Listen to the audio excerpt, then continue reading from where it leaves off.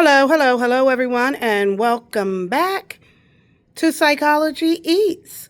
So, what's eating you? Hello, everyone, and welcome back to the channel. I hope this video finds you in great mental health. I hope everyone is doing well today, and life is lifing. Ooh, y'all, you saw the title, you read the title, you saw the thumbnail. I got questions. I'm a reaction channel.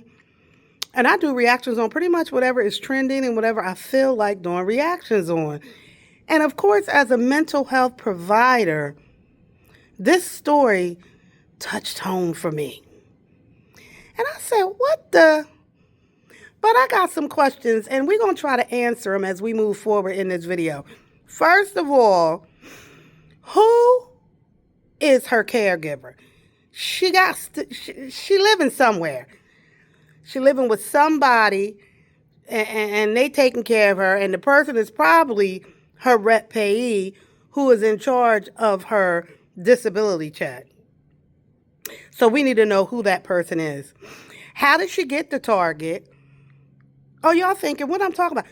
I'm talking about her that got arrested and spent 50 days in jail and has a mental intellectual disability, which I'll explain in this video. Was this her first offense? What items did she steal? Was it food? Because then I got more questions after that. Was it toys? Because then that'll match up with her intellectual disability. Or was it stuff that may have not been for her, but whoever taught her how to steal told her, go in there and get me this, that, and the third. And taught her how to put it in her pocket, her pocketbook, and all of that. So y'all stay tuned. We're going to get down to business with this video.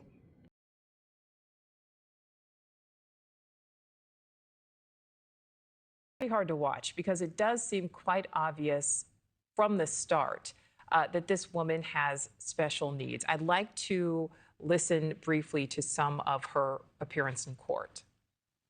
Hi, Judge. My name is Amara Leah Bryan. Can you raise your hand? You solemnly swear and affirm the testimony you're going Girl, why is a state-appointed attorney over there cackling and giggling and stuff? Girl, calm down. Ain't shit funny. to give will be the truth, the whole truth, and nothing but the truth. Yes. Oh, yes, Judge. So, ma'am, I've been handed a plea form with your name on it. Is this your signature at the bottom? Yes, it is. I signed it just now. So she does have a childlike voice, and I think that was the first indicator that she has special needs. Okay, did anyone force, threaten, or coerce you into signing the plea form? No. Okay, and so you understand by signing this, you'd be giving up your right to go to trial and to contest the charges in this case? Yes, I do. Okay. And I have to tell you, if you're not a U.S. citizen, you could be deported based upon this plea. I tell everybody that. Are you aware of that? Oh, but I am. That's great. Oh, yes. All right, Andrew, I know what my initial reaction was. What was your initial reaction when you saw this video? So first, thank you for having me. I actually got this video from my 20-year-old son. He sent it in our family group chat, and it's heartbreaking to watch. The online reaction to it is a little misleading because we don't have the whole story here. I agree. We definitely need more information. But in Florida, just because you have special needs, if you have a developmental disability or if you're on the spectrum, that doesn't necessarily make you incompetent to proceed. Now, I don't think anybody should spend 50 days in custody for a petty theft, but there's a little bit more to the story here. And it is important to note that because there is, nuance to every story, but a lot of people see this and say, should the judge have thrown this out? Should somebody at some point have intervened? So the state attorney's office is ultimately going to be the place where they can make a decision about whether to drop it or not. The problem is if a defense attorney feels like the person is not competent, does not understand the proceedings, they can then seek to have the person evaluated for competency. But in the interim, most of the time, that person's going to be in custody. So they're going to be sitting there waiting for an evaluation, which could take a week, it could take a month.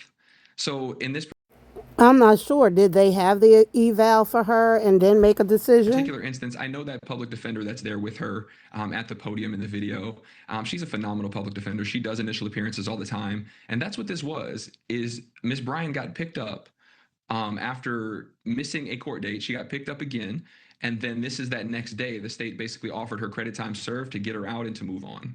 Okay, so we know that she did serve approximately 50 days total.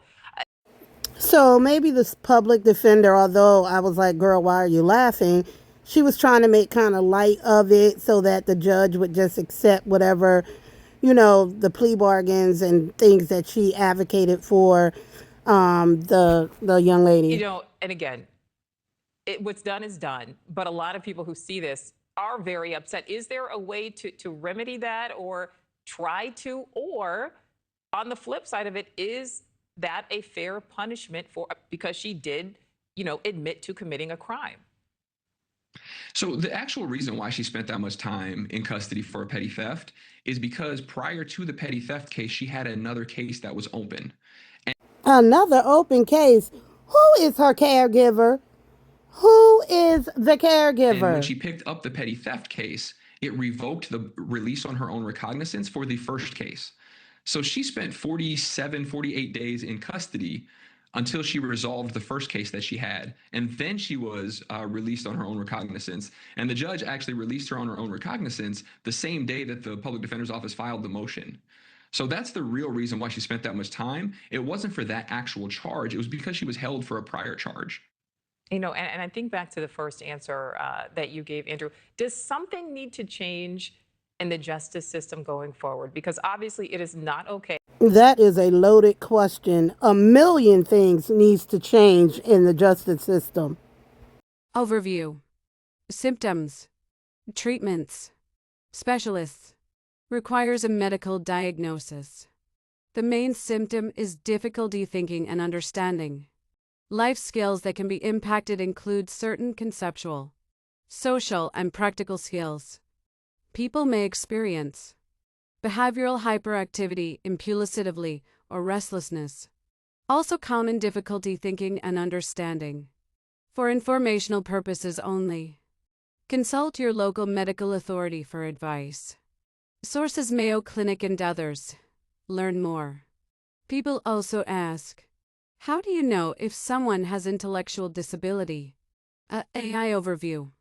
+6. And if someone has an intellectual disability, look for significant limitations in both intellectual functioning, reasoning, learning, and problem solving, and adaptive behavior, conceptual, social, and practical skills. These deficits are identified through standardized tests, interviews with family and caregivers, and observation by healthcare professionals like pediatricians or developmental pediatricians. Key signs can include delayed milestones, difficulty with communication, challenges with daily tasks like dressing and eating, and struggles with logical thinking and understanding consequences. All key areas to observe: conceptual skill issues with language and literacy, understanding money, time, and numbers, and making decisions, self-direction. Social skills, difficulty with interpersonal skills. Social responsibility, recognizing social cues and understanding rules. Practical skills, problems with daily living skills such as personal care, bathing, dressing, using money, managing schedules, and navigating transportation.